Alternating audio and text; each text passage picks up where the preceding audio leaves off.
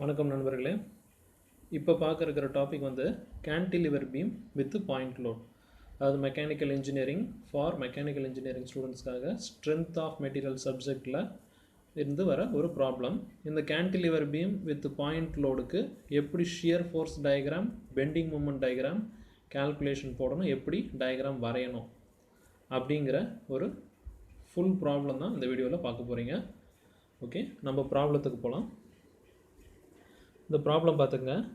A cantilever beam of 4 meter length carries a point load of 20 kN, 30 kN, 40 kN. மொத்தம் 3 point load at a distance of 2 meter, 3 meter, 4 meter from the fixed end. ஓகேவா? Draw shear force diagram SFD and BMD bending moment diagram அப்படின்னு சொல்கிறாங்க. Okay, இந்த ப்ராப்ளத்தில் உங்களுடைய first வேலை என்ன அப்படின்னா, கிவன் டேட்டாலாம் அதுலேருந்து நீங்கள் எதுவும் எழுத தேவையில்லை. டைரெக்டாக கொடுத்துருக்கிற பீமை வரையணும். கேன்டிலிவர் பீம்னா இதுதான். ஒரு எண்டு ஃபிக்ஸ்டாக இருக்கும், ஒரு எண்டு ஃப்ரீயாக இருக்கும். ஓகேவா? ஸோ ஃபிக்ஸ்டு எண்டை இந்த மாதிரி தான் நீங்கள் ரெப்ரசன்ட் பண்ணணும், ஃப்ரீ எண்டை அப்படி ரெப்ரசன்ட் பண்ணணும். தென் 4 மீட்டர் டிஸ்டன்ஸ்னு சொல்லியிருக்காங்க இல்லையா, தோராயமாக ஒரு லைன் வரைங்க. இப்போ இந்த ப்ராப்ளத்துக்கு என்ன பண்ணுறீங்கன்னா, உங்களுடைய ஆன்சர் புக்லெட் இருக்கு இல்லைங்களா, ஒரு பேஜை, ஃப்ரெஷ் பேஜை, ஃபுல் பேஜை இதுக்கு யூஸ் பண்ணுங்கள். ஓகே, ஒரு பேஜை ஃபுல்லாக டயக்ராமுக்கு யூட்டிலைஸ் பண்ணுங்கள். தென் செகண்ட் பேஜில் மட்டும் கால்குலேஷன் போடுங்க. ஓகே, இது ஒரு ஹாஃப் பேஜில் கன்ஜஸ்டடாலாம் வரைஞ்சிங்கன்னா மார்க்ஸ் வராது. ஓகே, டயக்ராமை தெளிவாக வரைஞ்சி காட்டினா தான் இதுக்கு உங்களுக்கு மார்க்ஸ் வரும். ஓகே, நான் கேன்டிலிவர் பீம் கன்ஸ்ட்ரக்ட் பண்ணிட்டேன். ஒரு தோராயமாக ஒரு லைன் போட்டேன். அதை 4 மீட்டர் அப்படின்னு நான் அசியூம் பண்ணிக்கிறேன். மொத்தம் 4 மீட்டர் லென்த் அப்படின்னு அசியூம் பண்ணிக்கணும். ஓகே, தென் 3 பாயிண்ட் லோடையும் லொக்கேட் பண்ணணும். First point load 20 kN at a distance of 2 meter from fixed end. From fixed எண்டா ஃப்ரீ எண்டா அப்படிங்கிறது தான் இதில் விஷயம். ஃப்ரம் ஃபிக்ஸ்டு எண்ட்லேருந்து 2 மீட்டர் தள்ளி ஒரு பாயிண்ட் லோடு, அது 20 kN. ஓகே, அதுதான் இந்த லோடு. அதுக்கப்புறம் 30 kN at a distance of 3 meter from fixed end. Fixed எண்ட்லேருந்து 3 மீட்டர் தள்ளி 30 kN. ஓகேவா? அப்போ இந்த லோடுக்கு இருக்கிற டிஸ்டன்ஸ் 1 மீட்டர். ஃபைனலாக 40 kN at the distance of 4 metre from the fixed end. So fixed எண்ட்லேருந்து 4 மீட்டர் டிஸ்டன்ஸில் 40 kN லோடு ஒன்று இருக்குது. ஸோ இந்த 30க்கும் இந்த லோடுக்கு இருக்கிற டிஸ்டன்ஸ் 1 மீட்டர், 2, 3, 4 மீட்டர் வந்துருச்சு பாருங்கள். ஸோ 4வது மீட்டர் அப்படிங்கிறது இந்த எண்டு, டில் த எண்டில் வந்து ஒரு லோடு இருக்குது அப்படின்னு அர்த்தம். இந்த 3 லோடையும் கொடுத்துருக்கிறது 3 லோடோ 2 லோடோ 1 லோடோ பாயிண்ட் லோடை லொக்கேட் பண்ணதுக்கப்புறம் ஜஸ்ட் நீங்கள் நேம் கொடுக்க ஆரம்பிங்க. இந்த பாயிண்ட்ஸுக்கு ஃப்ரீ எண்டிலேருந்து ஸ்டார்ட் பண்ணுங்கள். ஃப்ரீ எண்டிலேருந்து நேமிங் கொடுக்குறீங்க. ஃபஸ்ட்டு ஏ, அடுத்த லோடு பி, அடுத்த லோடு சி, ஃபிக்ஸ்டு எண்டுக்கும் கண்டிப்பாக ஒரு நேமிங் கொடுக்கணும், அது டி.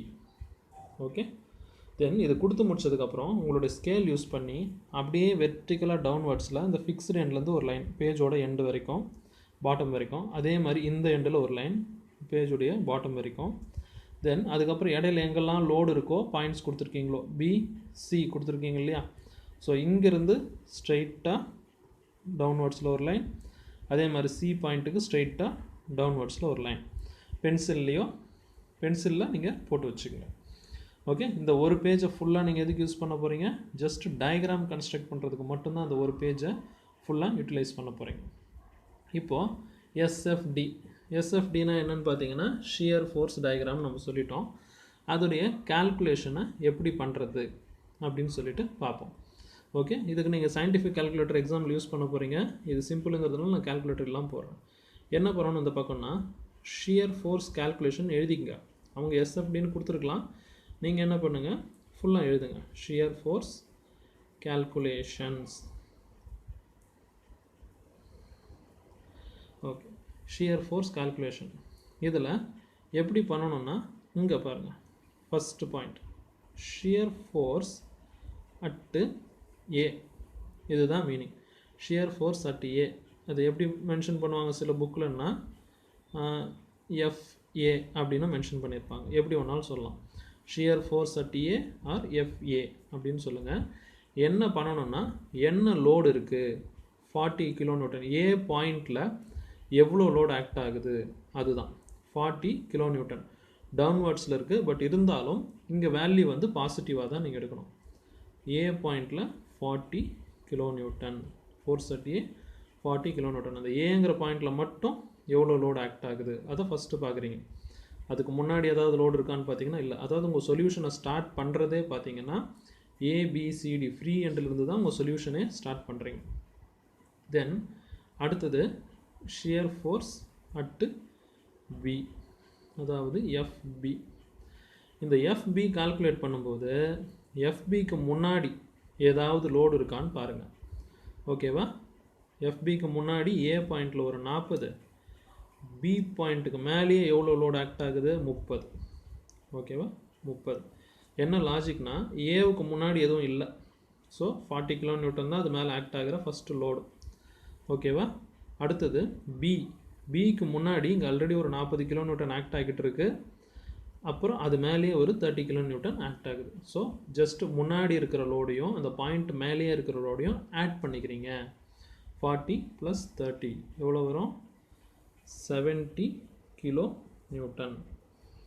அடுத்தது shear force at C, FC பார்த்தீங்கன்னா சிமிலர். எஃப்சி நீங்கள் கால்குலேட் பண்ணும்போது முன்னாடி என்னென்ன லோடு இருக்குன்னு பாருங்கள். சிக்கு முன்னாடி 2 பாயிண்ட் இருக்குது, ஏபி, அப்புறம் தான் சிக்கு வரணும். ஸோ ஃபஸ்ட்டு ஏவில் ஒரு 40, அப்புறம் பியில் ஒரு 30, அப்புறம் அந்த சிக்கு மேலேயே ஒரு 20. 70, 20, 90 கிலோநியூட்டன். இப்படிதான் போடணும். ஷியர் ஃபோர்ஸ் பொறுத்த வரைக்கும் அந்த பாயிண்ட்டுக்கு மேலேயே இருக்கிற லோடு, அதுக்கு முன்னாடி எங்கேருந்து ஸ்டார்ட் பண்ணுமோ அங்கேருந்து வரும்போது இருக்கிற லைனாக இருக்கிற லோட்ஸ் எல்லாம் ஆட் பண்ணிக்கிட்டே வரப்போகிறோம். ஃபைனலாக ஃபிக்ஸ்டு எண்டும் ஒரு பாயிண்ட் இருக்குது, அதுக்கும் கால்குலேட் பண்ணணும். ஷியர் ஃபோர்ஸ் அட்டு டி எத்தனை பாயிண்ட்ஸ் போட்டிருக்கீங்களோ அத்தனை பாயிண்ட்ஸுக்கு ஷியர் ஃபோர்ஸ் வரும். எஃப்டி இஸ் ஈக்குவல் டு அந்த பாயிண்ட்டுக்கு மேலே எந்த லோடும் இல்லை, பட் ஆனால் அதுக்கு முன்னாடி என்னென்ன இருக்குது? 40, 30, 20 அதே தான் வரும். 40, 30, 20 மூணுத்தையும் ஆட் பண்ணிங்கன்னா 90 கிலோநியூட்டன். ஓகே, இதுதான் ஷியர் ஃபோர்ஸ் கால்குலேஷன்ஸ். ஜஸ்ட் இப்படி எழுதிட்டு 1 2 3 4 ஸ்டெப்பு, ஒரு 4 லைன் 5 லைன் கூட அதுக்கு செலவாகாது உங்கள் எக்ஸாம் பேப்பரில். அது நீங்கள் கால்குலேட் பண்ணுறதுக்கு அதுக்காக தான் உங்களை செகண்ட் பேஜ் ஒதுக்கிங்க. ஃபஸ்ட்டு பேஜில் டயக்ராமுக்கு தான் இதில் மெயினாக டயக்ராம் தான் உங்களுக்கு இந்த 10 மார்க் வாங்கி கொடுக்க போகிறது. டயக்ராமுக்கு எப்படியும் ஒரு 6 மார்க் வரும். கால்குலேஷன் வந்து இந்த யூனிட் மஸ்ட். ஓகேவா? ஷியர் ஃபோர்ஸ் அட் ஏன்னு எழுதலாம், இல்லை எஃப்ஏன்னு எழுதிக்கலாம். ஈக்குவல் டு வேல்யூ போட்டு இந்த யூனிட் கிலோ நியூட்டன் அப்படிங்கிறத போட மறந்துடாதீங்க. எப்பயுமே unit must. Okay, right. Shear ஃபோர்ஸை நம்ம போட்டுட்டோம். இப்போ எப்படி நம்ம டயக்ராம் வரைகிறது அப்படிங்கிறத பார்ப்போம். ஓகே, ஏலேருந்து ஸ்டார்ட் பண்ணுங்கள். என்ன பண்ணணும்னா நான் ஸ்கேல் இல்லாமல் போடுறேன், பட் நீங்கள் ஸ்கேல் வச்சு போட்டுக்கோங்க. ஷியர் ஃபோர்ஸ் டயக்ராம் பொறுத்த வரைக்கும் நல்லா இவ்வளோ இடம் விட்டுட்டு இதில் ஹரிசாண்டலாக ஒரு லைன் போடுறீங்க. ஓகே, ஹரிசாண்டலாக ஒரு லைன் போட்டுக்கிறீங்க. ஓகே, இப்போது shear force at a point ஏவில் எவ்வளோ இருக்குது? 40 கிலோநியூட்டன். இந்த ஏவுக்கு நேராக இருக்கிற லைனில் இந்த பேஸ் லைன்லேருந்து மேலே எப்படி ஒரு பேஸ் லைன் ஸ்கேல் வச்சு இப்படி ஸ்ட்ரெயிட்டாக போட்டுக்கிட்டு இதுக்கு மேலே ஷியர் ஃபோர்ஸ் டயக்ராம் பாசிட்டிவ் தான். மேலே வந்து ஒரு 40 கிலோநியூட்டன் அப்படிங்கிறது தோராயமாக ஒரு பாயிண்ட் வைங்க. இந்த பாயிண்ட் 40 அப்படின்னு நான் வச்சுக்கிறேன். ஓகே, அடுத்தது பி பாருங்கள். ஷியர் ஃபோர்ஸ் அட் பி வந்து 70 கிலோநியூட்டன். ஸோ 40 இங்கே வச்சுருக்கீங்கன்னா 70 எங்கே வரணும்? அதுக்கு மேலே. ஸோ அந்த பி லைனில் இந்த பாயிண்ட்டுக்கு நேராக பார்த்து கொஞ்சம் மேலே வச்சு ஒரு பாயிண்ட் வச்சுக்கோங்க. ஓகே, இது வந்து 70 அப்படின்னு வச்சுக்கோங்க. இது வந்து எவ்வளோ? இந்த பாயிண்ட் வந்து 40 கிலோநியூட்டன், இந்த பாயிண்ட் வந்து 70 கிலோநியூட்டன். எப்பயுமே பாயிண்ட்டை விட்டு கொஞ்சம் தள்ளி எழுதணும், ஏன்னா டயக்ராம் போடும்போது டிஸ்டர்ப் ஆகக்கூடாது. ரைட்டா? அடுத்தது ஷியர் ஃபோர்ஸ் அட் சி வந்து 90 கிலோநியூட்டன். சிங்கிறதுக்கு நேராக இருக்கிற லைனில் இங்கே ஆல்ரெடி 70 வச்சுட்டிங்க, அதுக்கு மேலே தோராயமாக கொஞ்சம் தள்ளி, எல்லாமே அப்ராக்சிமேஷன் தான், 90 கிலோ நியூட்டன். ஓகே, இதை போட்டுக்க போகிறீங்க. தென் ஷியர் ஃபோர்ஸ் அட் டி, அதுவும் 90 கிலோ நியூட்டன். இந்த பாயிண்ட் வச்சிங்க இல்லையா, இதுக்கு ஸ்ட்ரெயிட்டாக இங்கே இந்த டி லைன்லேயும் ஒரு 90 கிலோ நியூட்டன், அதுக்கும் ஸ்ட்ரெயிட்டாக ஸ்கேல் வச்சு மெஷர் பண்ணி போட்டுருங்க.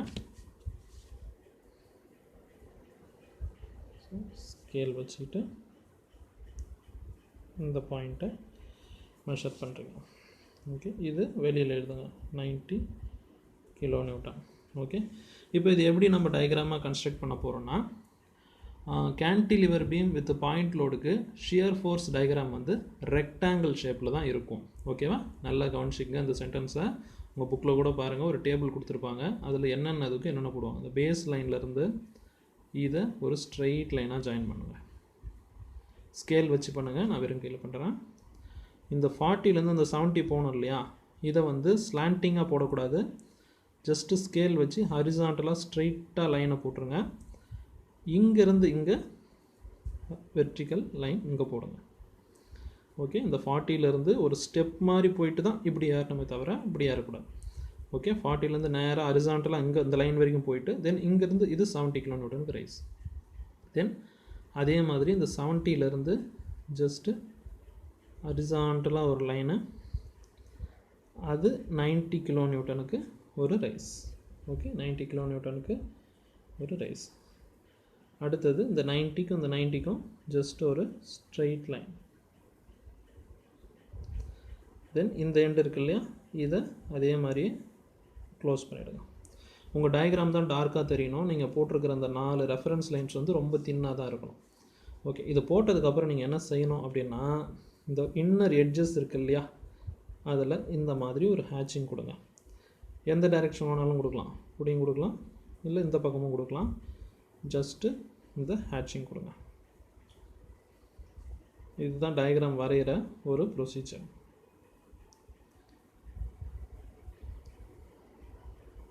மொத்த டயக்ராமுக்கும் நம்ம இதை கொடுக்க போகிறோம்.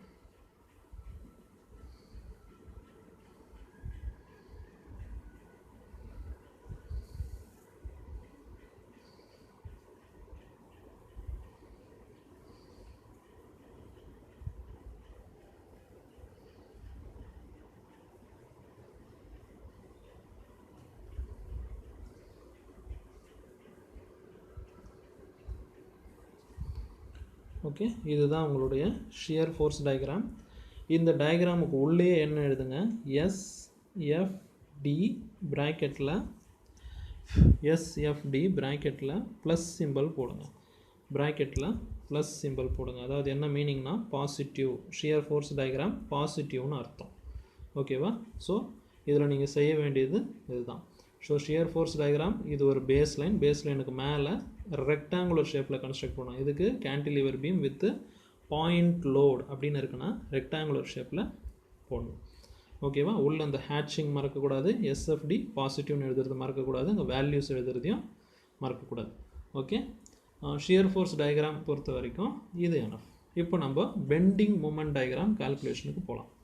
ஓகேவா, இப்போது பெண்டிங் மூமெண்ட் கால்குலேஷன்ஸ்.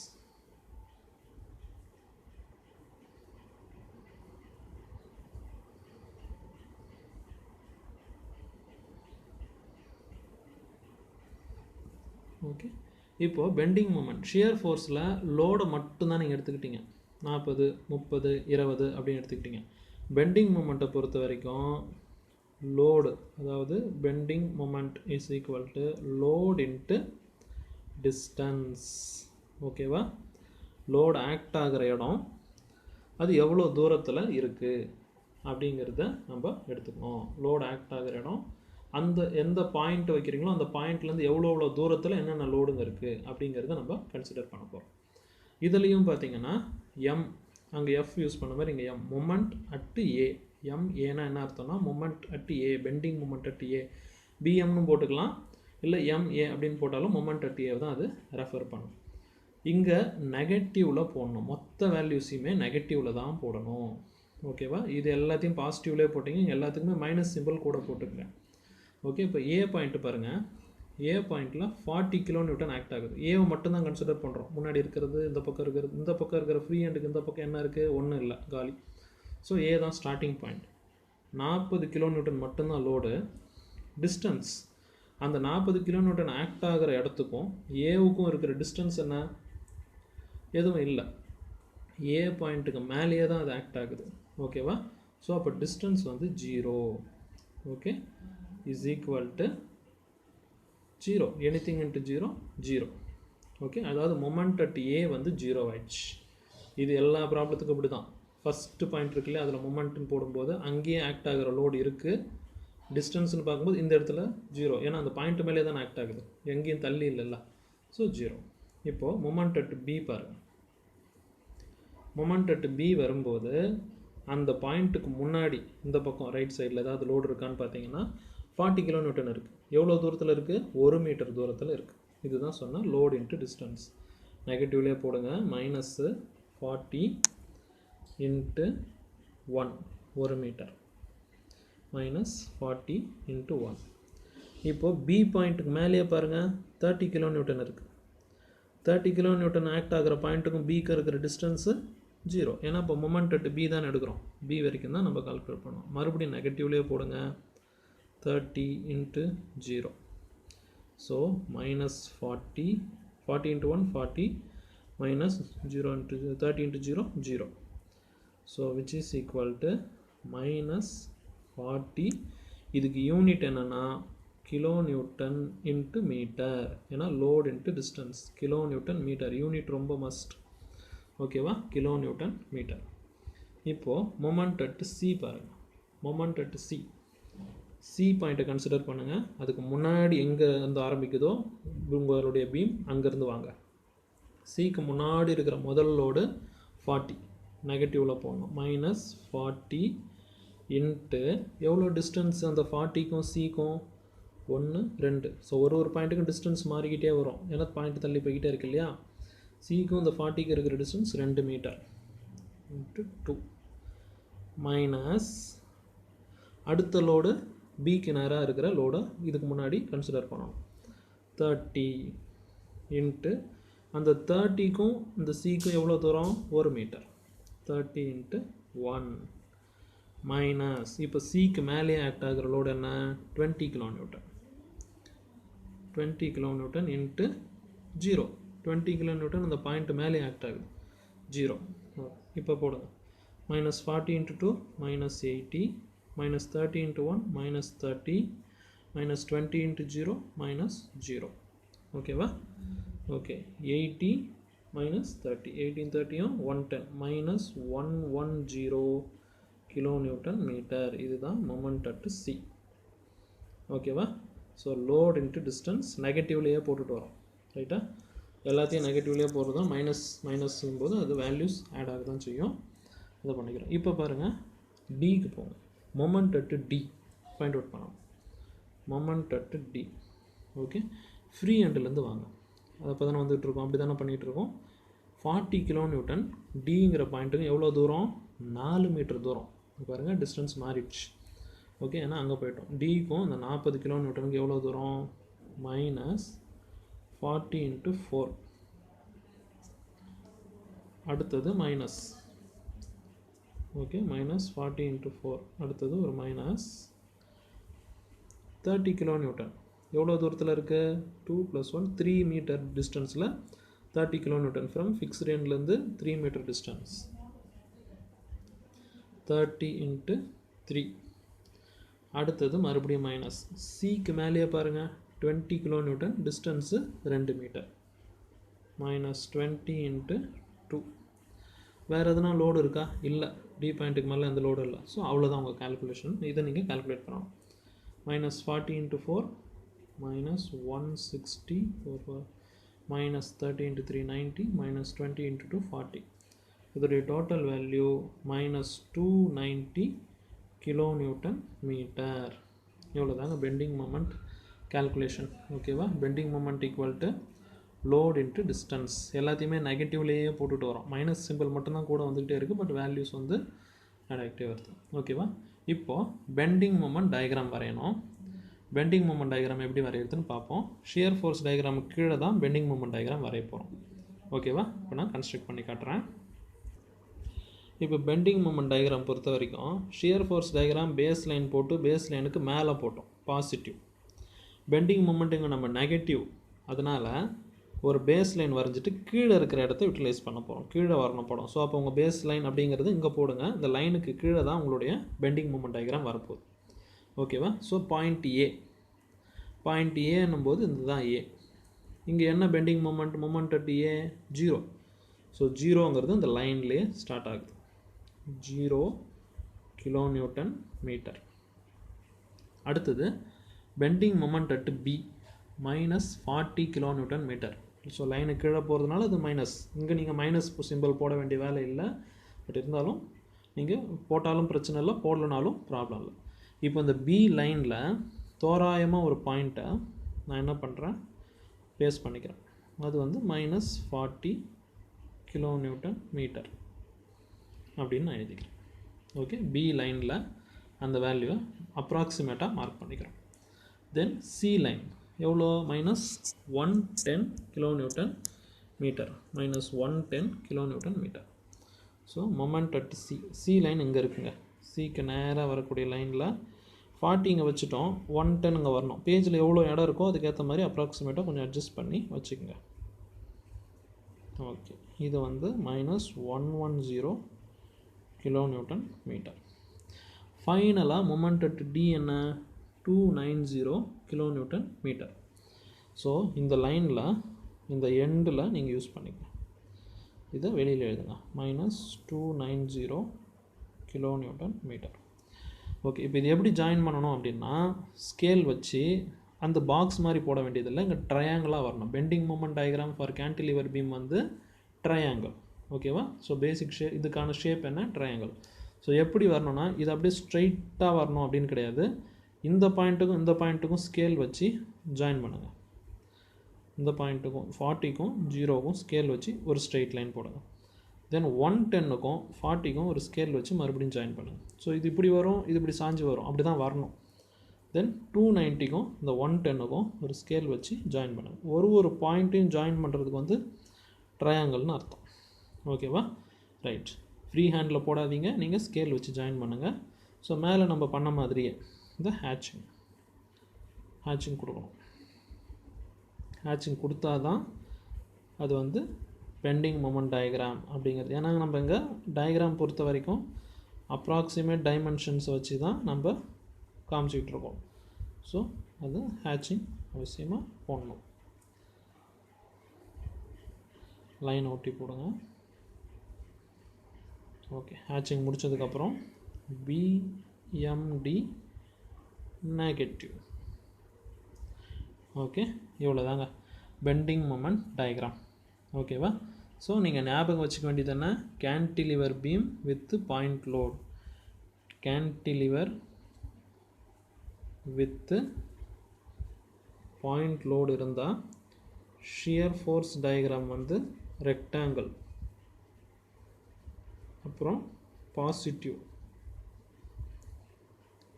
இதே பெண்டிங் மொமெண்ட் டயக்ராமுக்கு வரும்போது ட்ரையாங்கிளாக ஜாயின் பண்ண போகிறீங்க and negative line, base line மேலே போட்டு படத்தை கீழே போட போகிறீங்க. ஓகேவா? ஸோ உங்களுடைய ஃபைனல் ஆன்சர் வந்து இப்படி இருக்கணும் ஆன்சர் ஷீட்டில். அப்படி இருந்தால் தான் அது மார்க்கு உங்களுக்கு வேல்யூவேஷன் பண்ணுறவங்களுக்கு இது ஒரே பேஜில் இருந்தால் தான் கரெக்டாக அவங்களால அதை வேல்யூவேட் பண்ண முடியும். ஓகேவா? எப்பயுமே கால்குலேஷன் இந்த மாதிரி பக்கத்து பேஜஸில் போட்டுங்க, ஷியர் ஃபோர்ஸ் கால்குலேஷனை, பெண்டிங் மொமெண்ட் கால்குலேஷனே. ஓகேவா? ஓகே ஃப்ரெண்ட்ஸ், இது புரிஞ்சிருக்கும்னு நம்புகிறேன். Then shear force diagram for cantilever beam with UDL ஒரு வீடியோஸும், then UDL point load combination, அது மாதிரி என்னென்ன இந்த shear force bending moment diagram இருக்கோ அதை டெய்லி அப்கமிங் வீடியோஸில் நான் அப்லோட் பண்ணலான்னு இருக்கேன்.